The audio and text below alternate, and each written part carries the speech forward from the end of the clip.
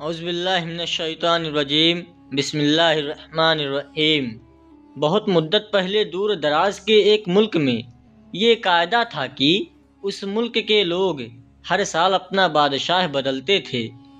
جو بھی بادشاہ بنتا وہ ایک عہدے نامے پر دستخط کرتا کہ اس کی حکومت کا 1 سال مکمل ہونے کے بعد وہ اس عہدے سے دستبردار ہو جائے گا اور اسے ایک دور دراز جزیرے پر چھوڑ دیا جائے گا جہاں سے وہ کبھی واپس نہیں آ سکے گا۔ جب ایک بادشاہ کا 1 سال دور حکومت مکمل ہو جاتا تو اسے ایک مخصوص جزیرے پر چھوڑ دیا جاتا جہاں وہ اپنی بقیہ زندگی گزارتا۔ اس موقع پر اس بادشاہ کو بہترین لباس پہنایا جاتا اور ہاتھی پر بٹھا کر اسے پورے ملک کا الوداعی سفر کروایا جاتا جہاں وہ سب لوگوں کو آخری بار خیر بات کہتا۔ وہ بہت ہی افسوسناک اور غم زدہ لمحات ہوتے اور پھر وہاں کے لوگ بادشاہ کو اس جزیرے پر ہمیشہ کے لیے چھوڑ آتے۔ ایک مرتبہ لوگ اپنے پرانے بادشاہ کو جزیرے پر چھوڑ کر واپس آ رہے تھے کہ انہوں نے ایک ایسا سمندری جہاز دیکھا جو کچھ دیر پہلے ہی تباہ ہوا تھا، اور ایک نوجوان شخص نے خود کو بچانے کے لیے لکڑی کے ایک تختے کا سہارا لے رکھا تھا۔ چونکہ ان لوگوں کو ایک نئے بادشاہ کی بھی تلاش تھی، لہٰذا انہوں نے اس نوجوان شخص کو اپنی کشتی میں بٹھا لیا اور اسے اپنے ملک لے آئے اور اس سے 1 سال کی حکومت کرنے کی درخواست کی۔ پہلے تو وہ نوجوان نہ مانا، لیکن پھر وہ 1 سال کے لیے بادشاہ بننے پر رضامند ہو گیا۔ وہاں کے لوگوں نے اس بادشاہ کو وہاں کے تمام اصول اور طریقے سمجھا دیے اور یہ بھی بتایا کہ 1 سال کے بعد وہ اسے فلاں مخصوص جزیرے پر چھوڑ آئیں گے۔ بادشاہت کے تیسرے دن ہی اس نوجوان بادشاہ نے اپنے وزیر سے کہا، مجھے وہ جگہ دکھائی جائے جہاں گزشتہ تمام بادشاہوں کو بھیجا گیا تھا۔ وزیر نے بادشاہ کی خواہش کا احترام کرتے ہوئے اسے وہ جزیرہ دکھانے کا اہتمام کیا۔ وہ جزیرہ مکمل طور پر جنگل تھا اور جنگلی جانوروں سے بھرا ہوا تھا۔ ان جانوروں کی آوازیں جزیرے کے باہر تک سنائی دے رہی تھیں۔ بادشاہ جائزہ لینے کے لیے جنگل کے اندر گیا اور وہاں اس کے پچھلے تمام بادشاہوں کے ڈھانچے پڑے نظر آئے۔ وہ سمجھ گیا کہ بہت جلد اس کا بھی یہی حال ہوگا اور جنگلی جانور اس کو چیر پھاڑ کر کھا جائیں گے۔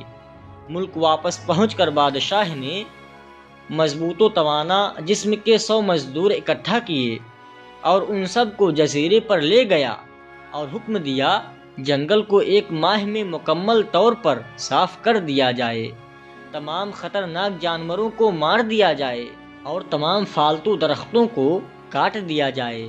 وہ ہر ماہ خود جزیرے کا دورہ کرتا اور کام کی خود نگرانی بھی کرتا۔ پہلے مہینے میں ہی تمام خطرناک جانوروں کو مار دیا گیا اور پھر بہت سے درخت کاٹ دیے گئے۔ دوسرے ماہ جزیرہ مکمل طور پر صاف ہو چکا تھا۔ اب بادشاہ نے مزدوروں کو حکم دیا کہ جزیرے پر مختلف مقامات پر خوبصورت باغات تعمیر کی جائے۔ وہ اپنے ساتھ مختلف پالتو جانور مثلاً مرغیاں، گائے، بھینسیں اور بھیڑیں لے گیا۔ تیسرے مہینے میں بادشاہ نے اپنے مزدوروں کو حکم دیا کہ ایک شاندار گھر تعمیر کریں اور اس جزیرے پر ایک بڑی سی بندرگاہ بھی بنائیں۔ گزرتے مہینوں کے ساتھ ساتھ وہ جزیرہ ایک خوبصورت شہر میں بدلتا جا رہا تھا۔ وہ نوجوان بادشاہ بہت سادہ زندگی گزارتا اور اپنی ذات پر بہت کم خرچ کرتا۔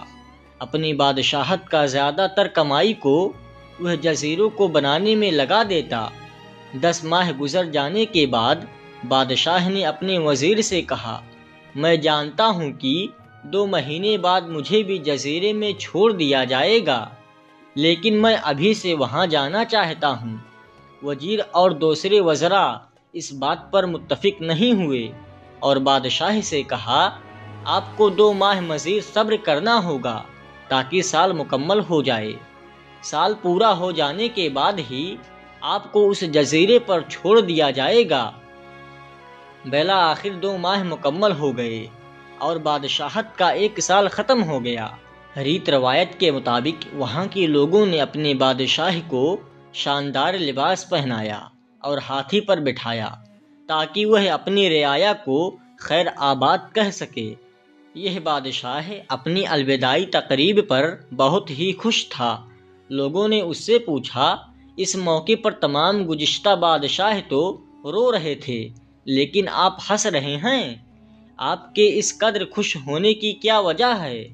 اس نوجوان بادشاہ نے جواب دیا کہ تم لوگوں نے داناؤں کا وہ قول نہیں سنا، جب تم ایک چھوٹے بچے کی صورت میں اس دنیا میں آتے ہو تو تم رو رہے ہوتے ہو اور باقی لوگ سب ہنس رہے ہوتے ہیں۔ ایسی زندگی جیو کہ جب تم مرو تو تم ہنس رہے ہو اور باقی دنیا رو رہی ہو۔ میں نے ایسی ہی زندگی گزاری ہے جس وقت تمام بادشاہ محل کی رنگینیوں میں کھوئے ہوئے تھے تو میں اس وقت اپنے مستقبل کے بارے میں سوچتا رہا۔ میں نے اب اس جزیرے کو ایک ایسی خوبصورت قیام گاہ میں تبدیل کر دیا ہے جہاں اب میں اپنی باقیہ زندگی نہایت چین اور آرام و سکون سے گزار سکتا ہوں۔